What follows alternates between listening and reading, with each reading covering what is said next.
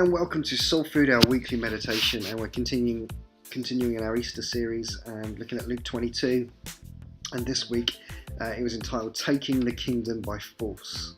Now, I don't know whether you've had some crazy experiences happen in your life, whether you've been through a dark place, whether you've wondered even if God existed, whether he loved you, whether he cared. Maybe you've blamed God for stuff that hasn't worked out.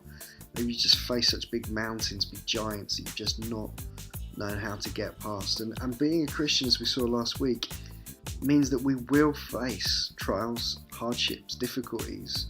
Peter tells us not to be surprised when these trials come along, because if anyone is living out for Jesus, then we're going to come against opposition. But the question is, how do we persevere through those times? How do we keep hold of our faith? How do we keep going and stand firm?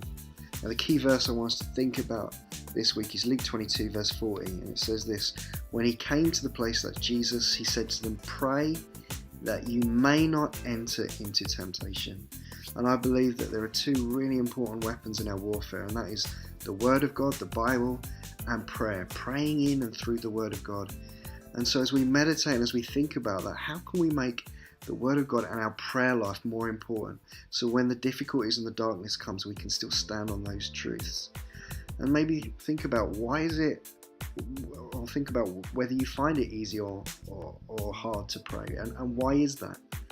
What can help you to develop a better prayer life and make it more of a priority?